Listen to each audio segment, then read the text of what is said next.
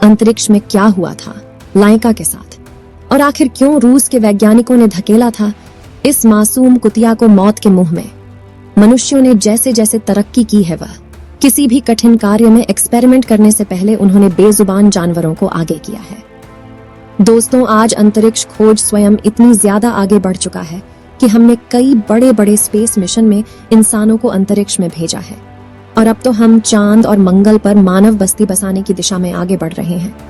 कि लाइका नाम की फीमेल डॉग ना होती तो शायद हम में से किसी का भी अंतरिक्ष में पहुंच पाना मुश्किल था।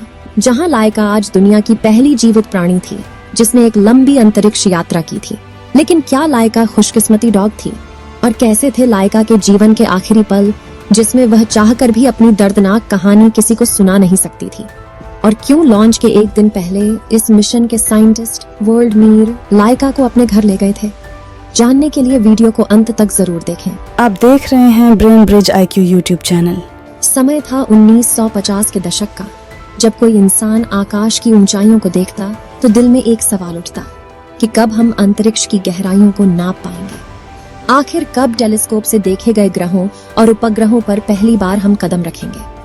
स्पेस के बारे में जानने के इसी ओढ़ में दुनिया भर के कई देश इंसानों को अंतरिक्ष में भेजने के रॉकेट बनाने में लग गए थे, जिसमें अमेरिका और सोवियत यूनियन रशिया के बीच तो मानो स्पेस में जाने की जंग ही शुरू हो चुकी थी, क्योंकि उन्हें लगता था कि जो अंतरिक्ष पर विजय पा लेगा वो दुनिया का सबसे ताकतवर देश बन जाएगा।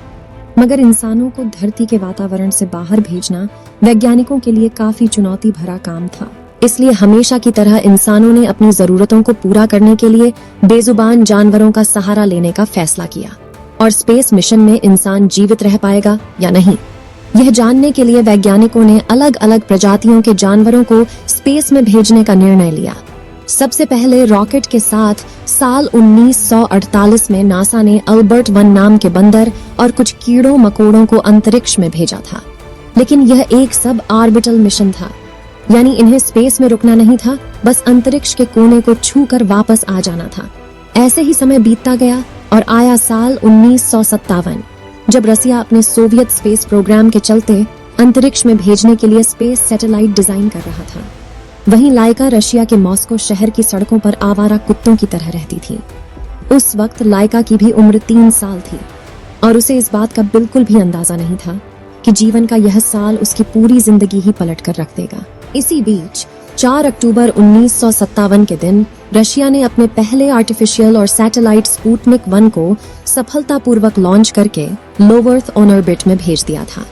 मात्र 23 इंच डायामीटर वाले लोहे की बॉल पर चारों ओर वीडियो एंटीनाज लगे हुए थे। हालांकि इस सैटेलाइट में ज्यादा उपकरण तो नहीं थे, लेकिन रशिया के लिए यह बड़ी जीत थी, क्योंकि इस मिशन से उन्होंने स्पेस रेस में पहली बाजी मार ली थी, जिसके बाद रशिया के वैज्ञानिकों में उत्सुकता जागने लगी। और अमेरिकी स्पेस एजेंसी नासा के फोन दाहोद ने सोचा कि क्या होगा अगर हम अपने इसी सैटेलाइट में किसी जीवित प्राणी को बिठाकर अंतरिक्ष में भेजें। और काफी रिसर्च करने के बाद वह इस निर्णय पर आए कि कुत्ते को अंतरिक्ष में भेजेंगे, क्योंकि एक तो वह हर चीज काफी जल्दी सीख जाते हैं और दूसरा उन्हें बिठाने के लिए स्पेस क्राफ्ट में जगह बहुत कम लगेगी। तो जब वैज्ञानिकों ने यह बात प्रशासन के सामने रखी, तभी रूस के प्रशासन ने इसके लिए हामी भर दी। लेकिन उन्होंने वैज्ञानिकों को टारगेट दिया कि आप यह मिशन 1 महीने के अंदर ही करें, क्योंकि उस समय अमेरिका और रशिया के बीच वर्ल्ड वॉर चल रहा था, जिसके चलते दोनों देश जल्द से जल्द स्पेस मिशन करके एक दूसरे को नीचा दिखाने में लगे हुए थे।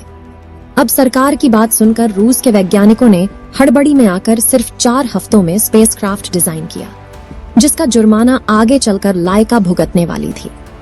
रशिया ने अपने स्पेसक्राफ्ट का नाम स्पुतनिक 2 रखा था, जिसे खास तौर पर एक कुत्ते के लिए डिजाइन किया गया था। अंतरिक्ष यान में एक लाइफ सपोर्ट सिस्टम लगा हुआ था, जिसमें कार्बन डाइऑक्साइड गैस और ऑक्सीजन जनरेटर, और कुत्ते के शरीर को ठंडा रखने के लिए एक फैन रखा हुआ था। इसी के साथ इसमें 7 दिन जीवित रहने के लिए थोड़ा खाना और स्टूल व यूरेन बेस्ड को कलेक्ट करने के लिए एक बैग रखा गया था। इस स्पेसक्राफ्ट का कैबिन स्पेस इतना कम था कि इसमें घूमना बदलना तो छोड़ो, बल्कि हिलने डुलने के लिए भी जगह नहीं थी। यानी कि इसमें बैठने वाले डॉग को लंबे समय तक एक ही जगह पर स्पेसक्राफ्ट में बैठना और अपनी मौत का इंतजार करना था, क्योंकि उस वक्त सोवियत यूनियन के पास भी स्पेसक्राफ्ट को अंतरिक्ष में भेजने की तकनीक तो थी, लेकिन वापस लाने की तकनीक की खोज होना अभी बाकी थी। इसलिए हम इसे सुसाइड मिशन भी कह सकते हैं, जहां एक तरफ वैज्ञानिक इस स्पेसक्राफ्ट को रेडी कर रहे थे, वहीं दूसरी तरफ कुछ वैज्ञानिक इस मिशन के लिए सही डॉग चुन रहे थे। और इस मिशन के लिए उन्होंने एक फीमेल डॉग को चुनने का फैसला किया, क्योंकि बचपन से ही इन्हें मुश्किल परिस्थितियों में रहने की आदत होती है। इसी खोज में वैज्ञानिकों को मॉस्को की सड़कों से 3 डॉग्स मिले, जिनका नाम उन्होंने अल्बीना, मुस्का और लाइका रखा।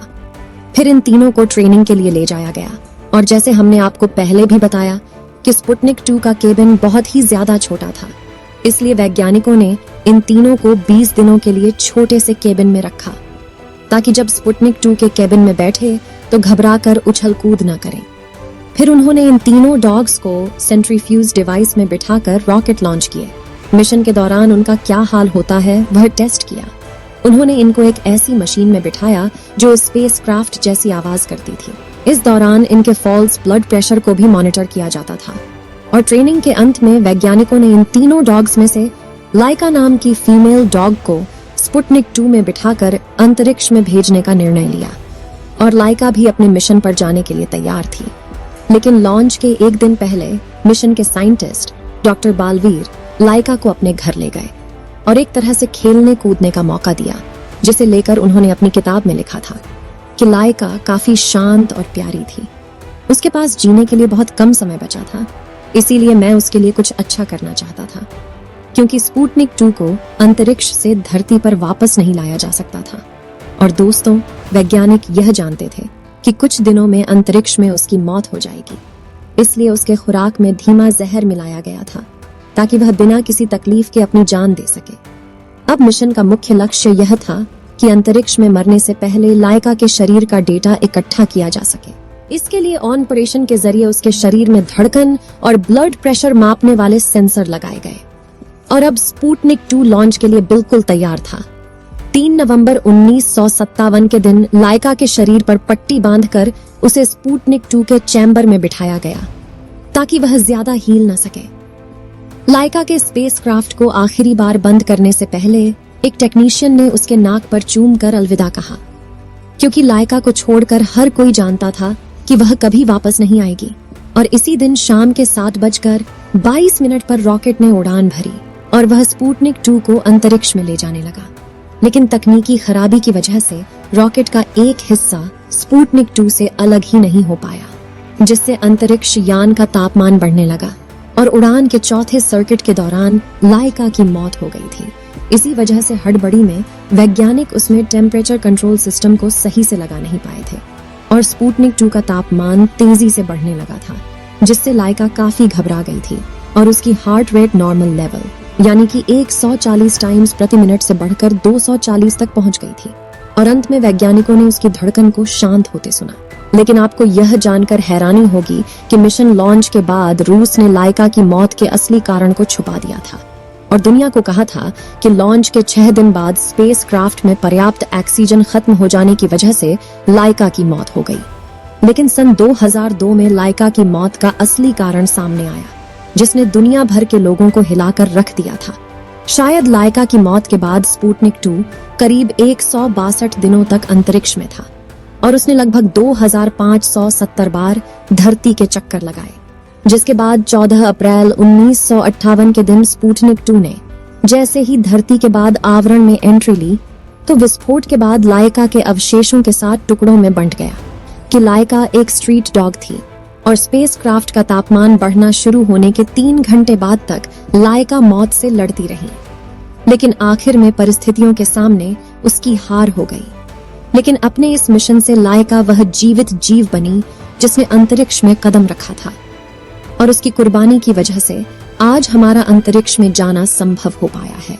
लेकिन साल 2008 में रशिया की सरकार ने लाइका के सम्मान में एक मूर्ति बनाई थी। तो दोस्तों, क्या आप विज्ञान की तरक्की के लिए बेजुबान जानवरों का बलिदान देना सही है या गलत? अपनी राय कमेंट बॉक्स में जरूर बताएं। चलिए दोस्तों, इस वीडियो को यहीं पर खत्म करते हैं। इस वीडियो को एक लाइक जरूर करें और अपने मित्रों तक इस वीडियो को शेयर करें ताकि उन्हें भी जानकारी मिल सके और अपने भरोसेमंद चैनल को सब्सक्राइब जरूर करें। और बेल आइकन को ऑल पर सिलेक्ट करना बिल्कुल ना भूलें। मिलते हैं किसी और नॉलेजेबल वीडियो के साथ। वीडियो को अंत तक देखने के लिए धन्यवाद।